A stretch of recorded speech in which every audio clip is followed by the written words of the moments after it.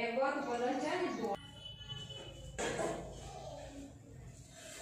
Students, welcome to SR biology online classes. I am Sampat Rajnagar. तो चलते हैं अपन आज का अगला जो पार्ट है वो 6 है और अपन चैप्टर फर्स्ट पढ़ रहे हैं, chapter reproduction in living organism. तो आज अपन अध्ययन करने जा रहे हैं कि जो जीवन चक्र की जो अवस्थाएं होती है उसमें से अपन ने कल स्टडी कर लिया था कि किशोर अवस्था क्या होती है। अपन ने स्टडी कर लिया था किशोर अवस्था क्या होती है। किशोर अवस्था क्या, जो शिशु अवस्था और बाल्यावस्था दोनों का बीच का मीडिएटर पॉइंट है। उसमें अपन ने ये भी आगे देखा कि किशोर अवस्था जो यदि पादपों में होती है तो उसको कायिक अवस्था बोला जाता है। किशोर अवस्था में आकार में वृद्धि होती है। किशोर अवस्था में हार्मोनल परिवर्तन होते हैं। किशोर अवस्था में अपने व्यवहार में परिवर्तन होता है। उसके बाद अपना व्यवहार में परिवर्तन हो जाएगा, आकार में परिवर्तन हो जाएगा, वृद्धि में परिवर्तन हो जाएगा। ये सब परिवर्तन आपको कहाँ पर देखने को मिलेगा? किशोर अवस्था में, क्योंकि हार्मोनल जो परिवर्तन होगा वो वृद्धि और परिपक्वता से संबंधित होते हैं। ध्यान में रखना, जो किशोर अवस्था होगी वो अपने में चेंजेस देखने को दर्शाती है। किशोर अवस्था को तूफान व दबाव की अवस्था भी कहा जाता। ये सब चीजें अपन ने कहां पर देखा? किशोर अवस्था में देखा।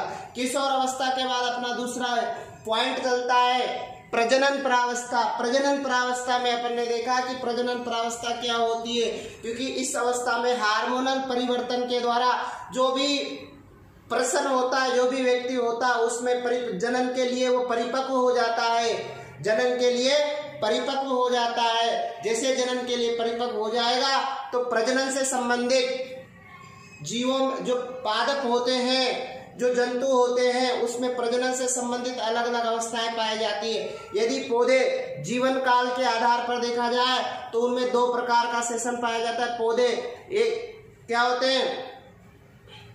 सतत प्रजनन करने वाले जंतु होते हैं और मौसमीय प्रजनन करने वाले जंतु होते हैं। ध्यान में रखना, जो जंतु होते हैं प्रजनन की अवधि के आधार पर 2 भागों में बांटा गया है। एक तो मौसमी प्रजनन होता है, एक सतत प्रजनन होता है। मौसमी प्रजनन से संबंधित है जो किसी एक मौसम में ही प्रजनन करते हो। सतत प्रजनन से संबंधित है जो हमेशा किसी भी मौसम में क्या कर सकते हैं? प्रजनन कर सकते हैं। फिर उसके बाद जनन चक्र से संबंधित 2 घटनाएं आपने देखी, जिसमें मध्य चक्र आता है और साथ साथ में रज चक्र आता है। रज चक्र जो प्राइमेट्स जंतु होते हैं, प्राइमेट्स जंतुओं में रज चक्र पाया जाएगा। और ध्यान में रखना, मध्य चक्र नॉन प्राइमेट्स जंतुओं में पाया जाएगा। प्राइमेट्स चक्र में जो गर्भाशय होता है, गर्भाशय की एंडोमेट्रियम का जो स्ट्रेटम फंक्शनली आवरण है वो जड़ करके गिरेगा और मादा की योनि से बाहर निकलेगा। इस प्रकार से रज चक्र जो होता है वो मासिक चक्र भी कहलाता है, मासिक धर्म भी कहलाता है, महावारी भी कहलाता है। इस प्रकार से अपन ने रज चक्र के बारे में अध्ययन करा। मध्य चक्र में केवल और केवल आपको ध्यान में रखना एक तरह से उत्तेजित अवस्था है। मध्य चक्र में एक तरह से एस्ट्रोजन हार्मोन की अधिकता होती है और एस्ट्रोजन हार्मोन की अधिकता की वजह से क्या होती है? उत्तेजन अवस्था होती है। मध्य शब्द का अर्थ भी अपन ने बोला उत्तेजित अवस्था, मतलब इस टाइम वो लैंगिक उत्तेजना के लिए अट्रैक्ट होगा। उसके बाद अपन ने देखा मध्य चक्र, उसके बाद अपन ने पौधों में प्रजनन से संबंधित 2 प्रकार की कंडीशन देखी। एक तो ध्यान में रखना, एक प्रकार से एक तो मोनोकार्पिक प्लांट होता है, पॉलीकार्पिक प्लांट होते हैं। मोनोकार्पिक का मतलब एक फलनी पौधे से मतलब है ऐसे पौधे जो अपने जीवन काल में केवल और केवल एक ही बार पुष्प देंगे, फल देंगे, बीज धारण करेंगे, मर जाएंगे। जिसमें 1 वर्षीय, द्विवर्षीय पौधे हैं और कुछ एक अपवाद स्वरूप बांस है जो एक फलनी स्वभाव दर्शाता है। दूसरी टर्म अपन ने देखी थी पॉलीकार्पिक प्लांट। आ रहा है ना कुछ समझ में? पॉलीकार्पिक प्लांट क्या होता है? ऐसे पौधे जो अपने जीवन काल में अनेक बार पुष्पन देंगे, अनेक बार फल देंगे, बीज धारण करेंगे। इस प्रकार इनका जीवन काल क्या होता है? बहुत लंबा होता है। इस प्रकार से अपन बात करें कि पॉलीकार्पिक प्लांट, तो अपन यहाँ पर दो अपवाद देखेंगे कि मोनोकार्पिक प्लांट 1 वर्षीय पौधे, द्विवर्षीय पौधे मोनोकार्पिक प्लांट होते हैं, लेकिन कुछ पौधे बहुवर्षीय भी होते हैं जो मोनोकार्पिक प्लांट को शो करते हैं। ध्यान में रखना, बांस होता है बहुवर्षीय होता है, फिर भी एक फलनी स्वभाव दर्शाता है। क्यों क्वेश्चन आता है। और बोर्ड में जब पहले एनसीईआरटी चलता था राजस्थान में, अदर स्टेट में तो चल ही रहा है, लेकिन एनसीईआरटी पहले राजस्थान में इससे रिलेटेड क्वेश्चन आया हुआ है। बांस एक बहुवर्षीय पादप है, फिर भी एक फलनी स्वभाव दर्शाता है। क्यों, क्या क्वेश्चन आता है। बांस क्वेश्चन आता है, क्वेश्चन पूछा गया है, बांस एक बहुवर्षीय पादप है, बांस एक बहुवर्षीय पादप है, फिर भी एक फलनी स्वभाव दर्शाता है, फिर भी एक फलनी स्वभाव दर्शाता है। क्यों,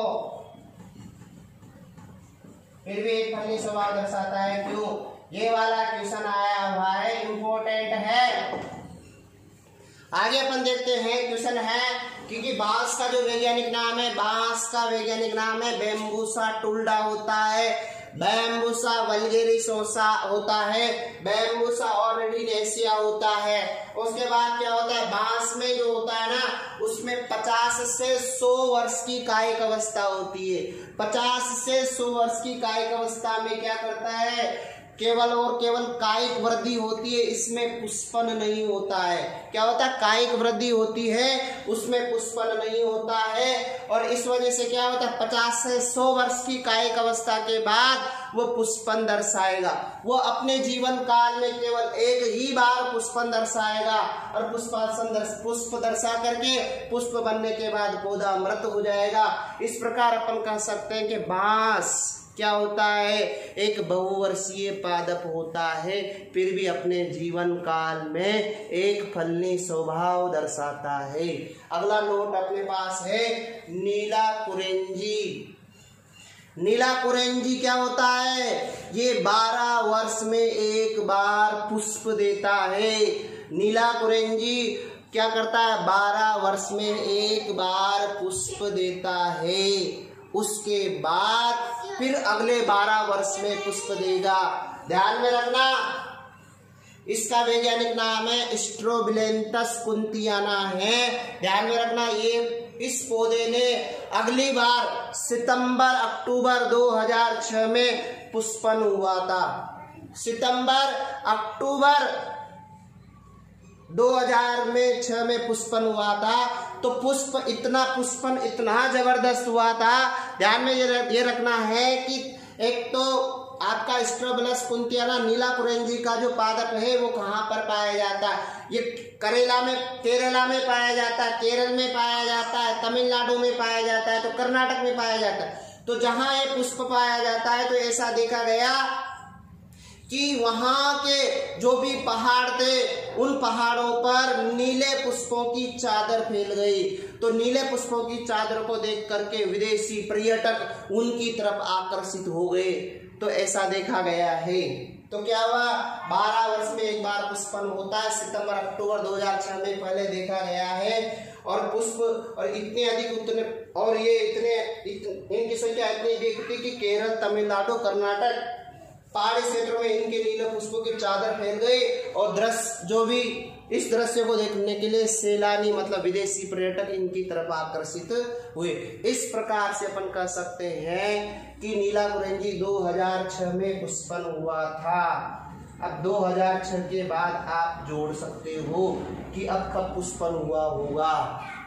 12, 6, 18 तो आप कह सकते हैं 2018, 19 में इसमें पुष्पन हुआ होगा। 12 साल जोड़ लो।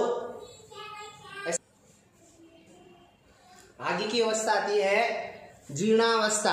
जीर्णावस्था से मतलब है वृद्धावस्था। वृद्धावस्था से मतलब है मृत्यु के कगार पर जाने की अवस्था।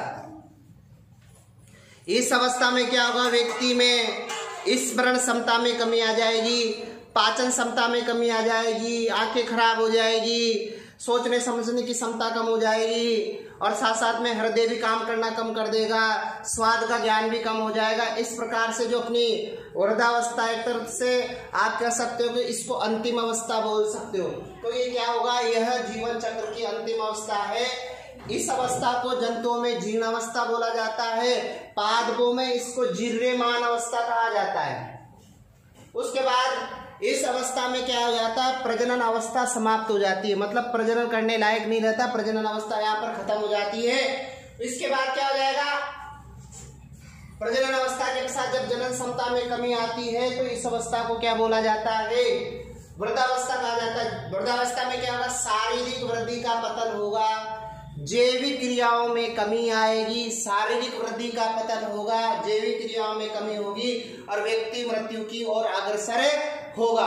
उसके बाद रहेगा, इसमें एक विशिष्ट प्रकार का वर्णक बनता है, लाइपोप्सिन वर्णक बनता है, जिससे क्या होगा, त्वचा में झुर्रियां बनना स्टार्ट हो जाती है। त्वचा में जैसे झुर्रियां बनेगी तो आप कह सकते हैं इस अवस्था में कुछ विशिष्ट प्रकार के परिवर्तन होते हैं। तो क्या होगा, उपापचय क्रियाओं में, क्योंकि बूढ़ा व्यक्ति होता है ना, उसमें पाचन करने की क्षमताएं, जो अपने अंदर की जो उपापचय क्रियाएं, श्वसन क्रिया की क्षमता, पाचन करने की क्षमता क्या हो जाती है, धीमी पड़ जाती है, और धीमी पड़ने के कारण क्या होता है, वो भी मृत्यु की ओर ले जाते हैं। उसके बाद क्या होगा, इस अवस्था में जो गुणसूत्र होता है, गुणसूत्र का जो अंतिम सिरा होता है उसको टीलोमियर कहा जाता है। ध्यान में रखना, गुणसूत्र का अंतिम सिरा टीलोमियर कहलाता है। टीलोमियर क्या करता है, गुणसूत्र का अंतिम सिरा क्या कहलाता है, टीलोमियर कहलाता है। टीलोमियर में क्या होता है, इसमें विभाजन की क्षमता धीरे धीरे कम हो जाती है। टीलोमियर वाला जो पार्ट होता है धीरे धीरे कम हो जाएगा तो गुणसूत्र का आकार छोटा होने लग जाएगा,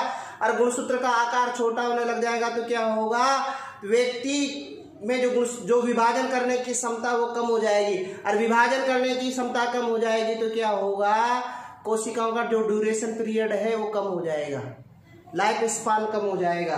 तो क्या होगा, इस अवस्था में वृक्क है, मस्तिष्क है, हृदय, आंखें, पेशियों की क्षमता, वृक्क की, लीवर की सक्रियता कम हो जाएगी। मनुष्य में पाचन क्षमता में, स्मरण क्षमता में, जनन क्षमता में, स्वाद के ज्ञान में, सुनने की क्षमता में, पहचानने की क्षमता में कमी आ जाती है, इसलिए और इसको जनन की पश्चावस्था भी कहा जाता है। इस प्रकार से अपना जीवन क्या क्या कंप्लीट हुआ। कल का जो लेक्चर था उस लेक्चर में अपना किशोर अवस्था खत्म हुआ, प्रजनन अवस्था खत्म हुआ, उसके बाद प्रजनन अवस्था के बाद अपना आज जीर्ण अवस्था फिनिश हुआ। अब अगला पॉइंट देखेंगे, लैंगिक जनन की घटनाएं क्या क्या होती है।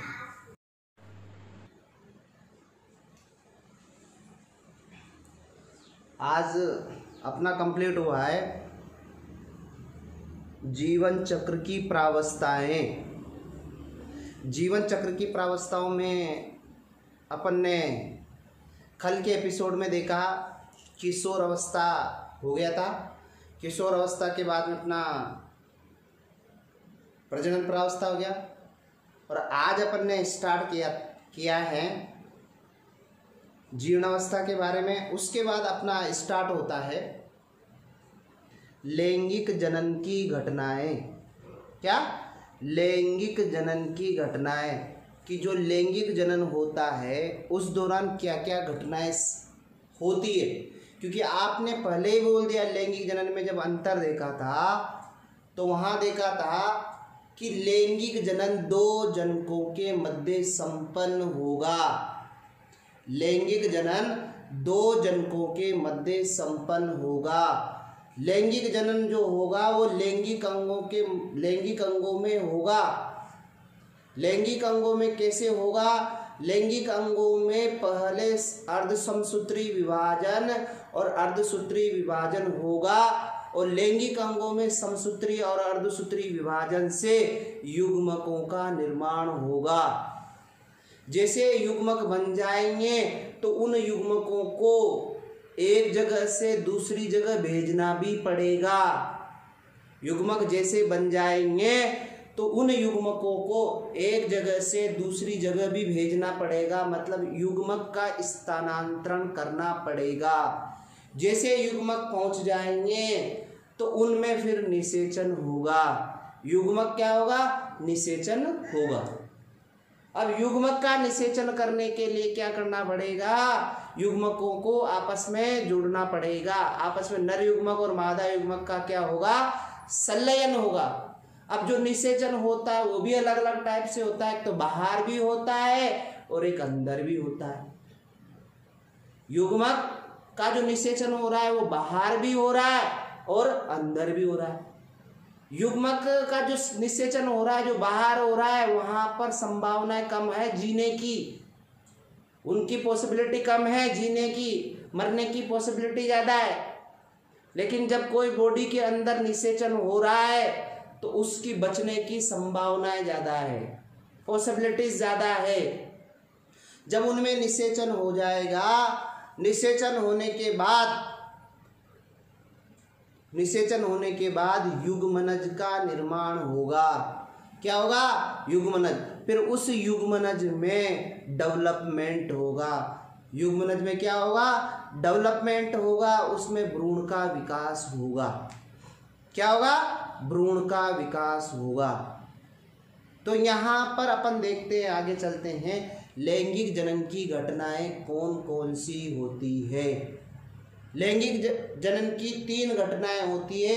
एक तो निषेचन से पहले की घटना, एक होती है निषेचन, और तीसरी होती है निषेचन के बाद की घटना। मतलब निषेचन से पूर्व की घटना, निषेचन, और निषेचन के बाद की घटना, निषेचन पश्च की घटना। निषेचन से पहले की घटना क्या क्या होती है, पहले अपन को युग्मक बनाना है। अरे बनते नहीं है युग्मक, अपन बनाते नहीं, अपना बनते हैं। युग्मक अपना आप बनते, लैंगिक अंगों में युग्मक बनेंगे, मतलब युग्मक जनन होगा। फिर उन युग्मकों को दूसरी जगह स्थानांतरण होगा, युग्मक स्थानांतरण करोगे। फिर उसके बाद निषेचन। निषेचन भी 2 प्रकार का होता है, बाह्य निषेचन और आंतरिक निषेचन।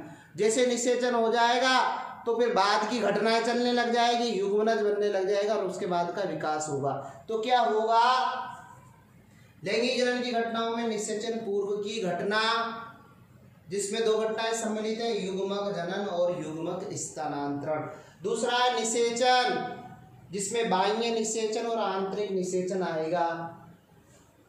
तीसरा पॉइंट रहेगा निषेचन पश्च की घटनाएं, जिसमें युग्मनज आएगा, भ्रूणोद्भव आएगा। उसके बाद अपन देखते हैं आगे,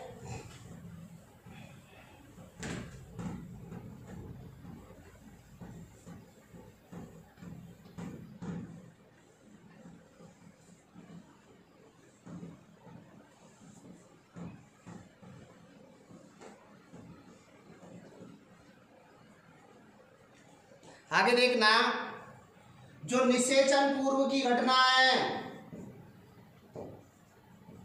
निषेचन पूर्व की जो घटना है उसमें 2 टर्म अपन ने बताई है। फर्स्ट है युग्मक जनन, दूसरा युग्मक स्थानांतरण। युग्मक जनन कैसे बनेगा, क्योंकि ध्यान में रखना, युग्मक जनन के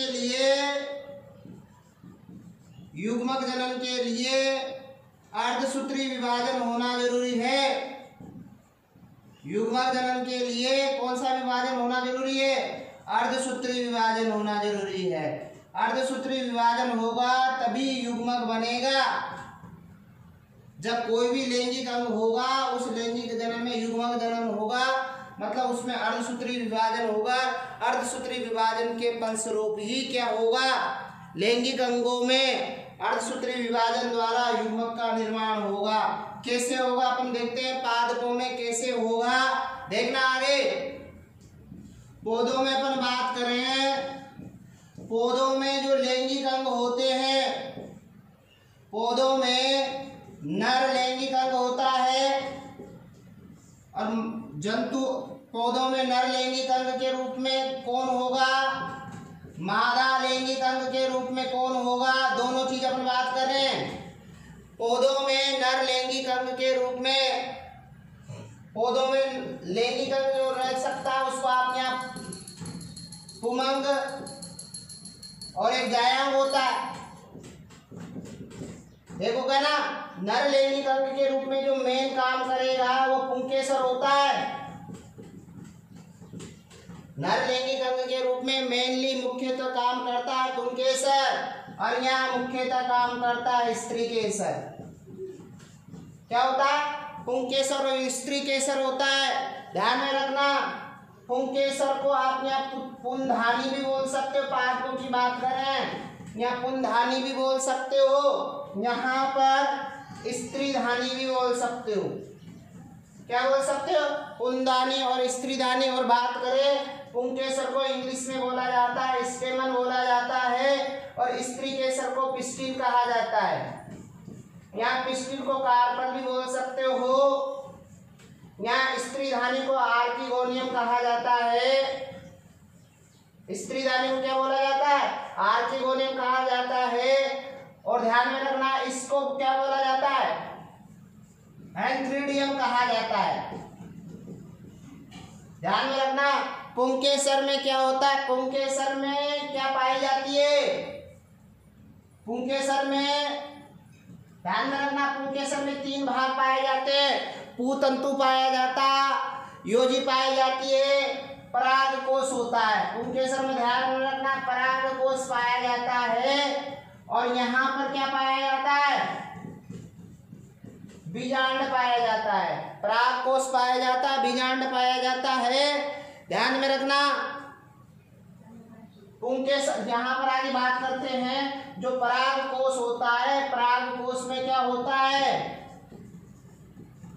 परागकोश के अंदर की जो कोशिका में परागकोश के अंदर की जो लघु बीजाणु धानी है ना उसके अंदर क्या होगा?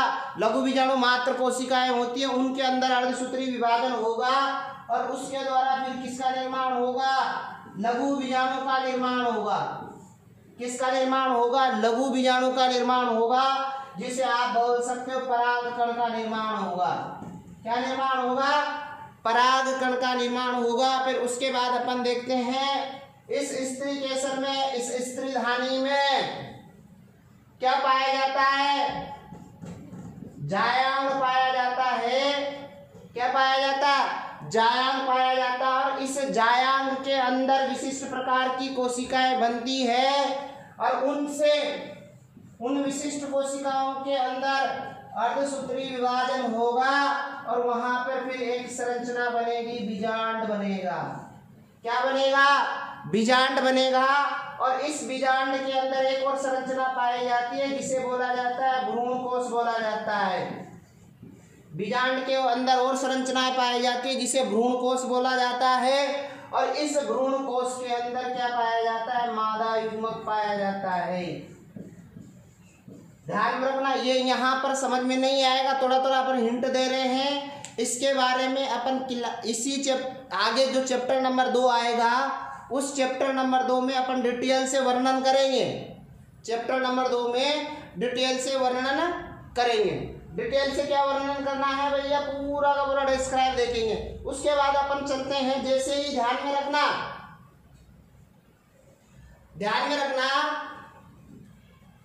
जैसे यहाँ पर परागकण बनेंगे, यहाँ पर मादा युग्मक बनेंगे। अब परागकण और मादा युग्मक बन जाएंगे तो इनका स्थानांतरण भी करेंगे। परागकण और मादा युग्मक जैसे बन जाएंगे तो उनका स्थानांतरण भी तो करना पड़ेगा। ध्यान में रखना, जैसे परागकण बनेंगे, मादा युग्मक बनेंगे तो क्या होगा? उनका स्थानांतरण होगा। ध्यान में रखना, पादपों में युग्मक स्थानांतरण करने के लिए क्या करना पड़ेगा? पादपों में युग्मक स्थानांतरण करने के लिए क्या करना पड़ेगा? आपको परागण करना पड़ेगा। क्या करना पड़ेगा? परागण करना पड़ेगा। परागण कितने प्रकार का होता है ये अपन देखते हैं। परागण का मतलब क्या होता है? ध्यान में रखना, आप देखोगे, ध्यान में रखना, स्त्री केसर होता है। स्त्री केसर होता है। स्त्री केसर का जो डायग्राम बनता है वो ऐसे बनता है। मैं सिंपल डायग्राम बना रहा हूं।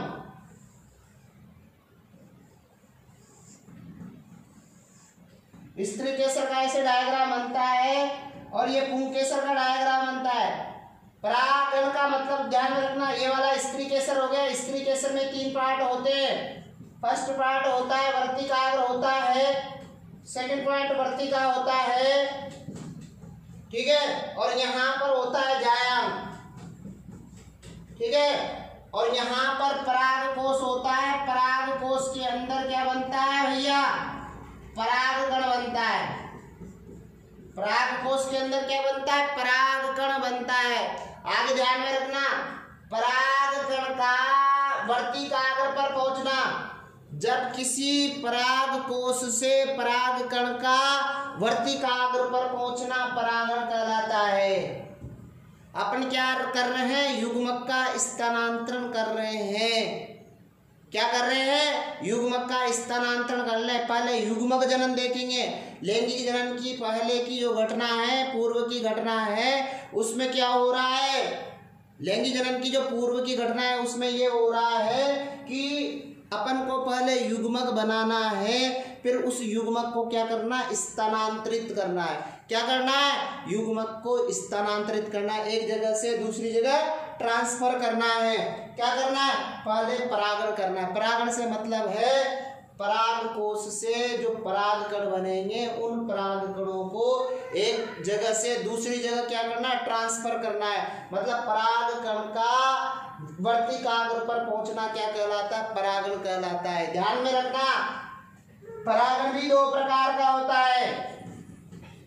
परागण भी 2 प्रकार का होता है। एक तो स्वपरागण होगा, परागण भी 2 प्रकार का होता है, स्वपरागण होगा, दूसरा परपरागण होगा।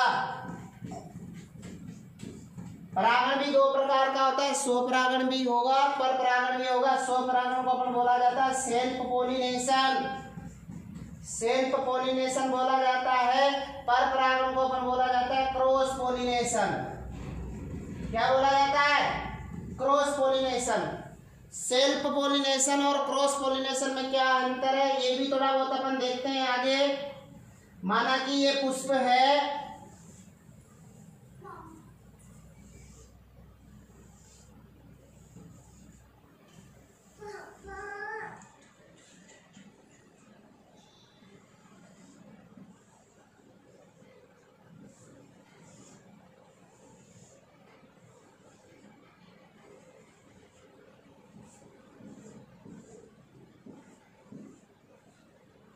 पुष्प बना दिया।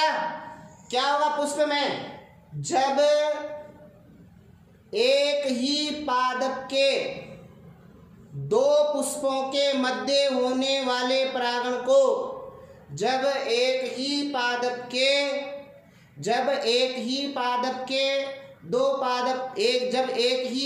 के 2 पुष्पों के मध्य होने वाला परागण अलग टाइप का होता है।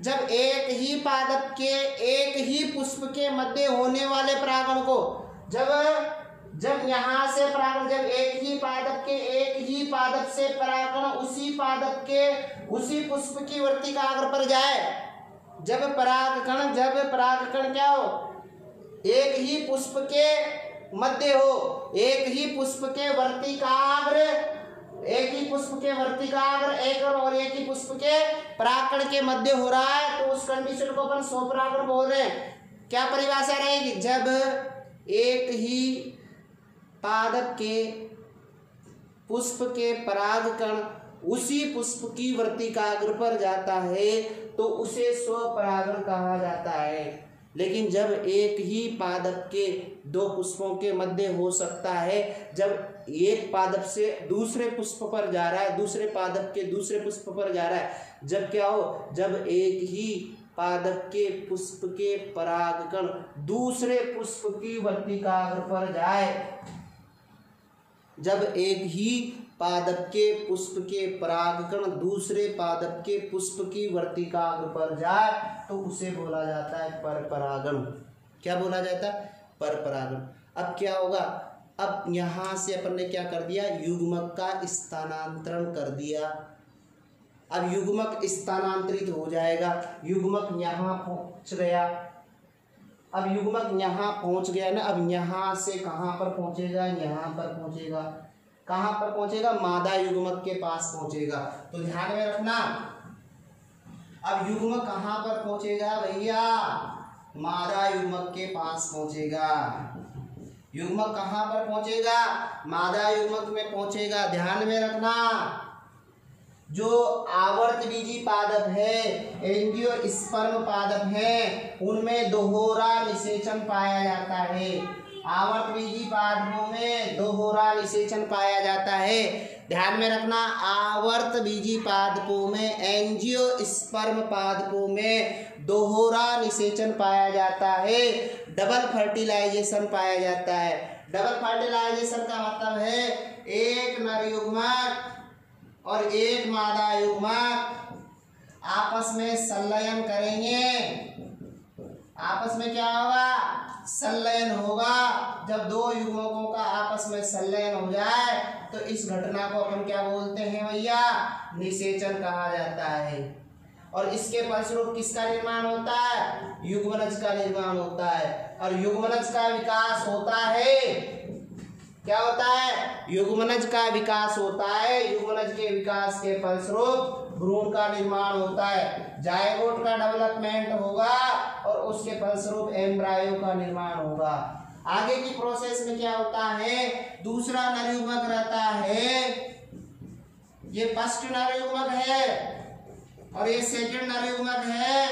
ये सेकंड नर युग्मक क्या करेगा, सेकंड नर युग्मक द्वितीय केंद्रक से संलयन करेगा, द्वितीय केंद्रक से संलयन करेगा। ध्यान में रखना, ये अगुणित है, ये 2n है। यहाँ पर दोनों n थे, ये भी n है। इन दोनों का आपस में संलयन होगा तो इसको बोला जाता है, 3 केंद्रकों का संलयन हो रहा है, इस वजह से इसको बोला जाता है त्रिसंलयन। इसके फलस्वरूप बनता है प्राथमिक भ्रूणपोष केंद्रक बनता है। क्या बनता है, प्राथमिक भ्रूणपोष केंद्रक बनता है, जिसे बोला जाता है प्राइमरी एंडोस्पर्म न्यूक्लियस कहा जाता है। क्या बोला जाता है, प्राथमिक भ्रूणपोष केंद्रक प्राइमरी एंडोस्पर्म न्यूक्लियस कहा जाता है, जिसे PEN कहा जाता है, जो कि 3n होता है। और इसके फलस्वरूप इसका डेवलपमेंट होता है और इसके फलस्वरूप बनता है भ्रूणपोष, एंडोस्पर्म बनता है। क्या बनता है भैया, एंडोस्पर्म बनता है। और एंडोस्पर्म क्या करता है, भ्रूण को पोषण प्रदान करने का काम करता है। ध्यान में रखना, भ्रूणपोष को प्रदान, एंडोस्पर्म क्या करता है, भ्रूण को पोषण प्रदान करने का काम करता है।